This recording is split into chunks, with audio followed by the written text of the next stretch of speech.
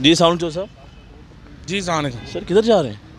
National assembly क्या करने? अपने जो हमारे सारे MNAs जो हैं वो इस्तीफ़ा देने जा रहे हैं, तो हम उनके साथ पैदल चल रहे हैं। अच्छा, ऐसा क्या हुआ कि पहले वो मंजूर नहीं कर रहे थे, फिर अचानक उन्होंने मंजूर कर लिए?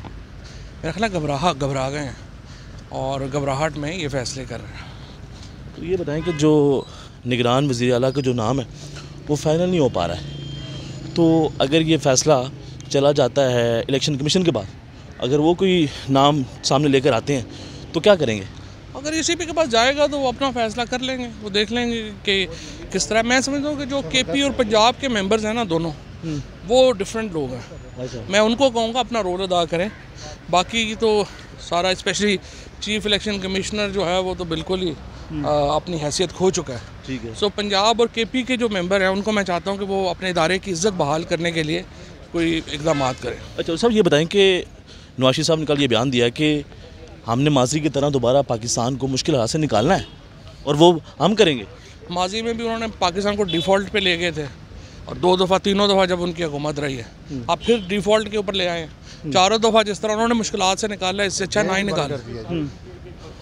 तो सर ये बताएं कि अगर कोई भी बात है अगर आपके ख़िलाफ़ जाती है तो ये कब तक मुमकिन होगा कि आप एहतजाज करते रहेंगे और सड़कों पे रहेंगे? एहतजाज तो हम करते रहेंगे, हम कर रहे हैं, मुसलसल एहतजाज करेंगे। ठीक है, थैंक यू सो मच। 2022 बहुत सारे तोहफे भी देखे गया पाकिस्तान की आवाम को। पाकिस्तान की आवाम को एक तोहफा ये दिया कि आवाम को पता चल गया कि पाकिस्तान का मीडिया क्या है। साल 2022 में सबसे ज्यादा देखे जाने वाला चैनल बोल न्यूज रहा नंबर 1। हमने बहुत सारे शोज और ट्रांसमिशंस की, पूरा साल मुसलसल जदोजहद में निकल गया कि ये वोट ऑफ कॉन्फिडेंस के पीछे कौन लोग थे। तोड़े रेटिंग के सभी रिकॉर्ड। सोशल मीडिया पर भी सबसे ज्यादा तेजी से 2.4 बिलियन व्यूज का संगे मील अबूर किया।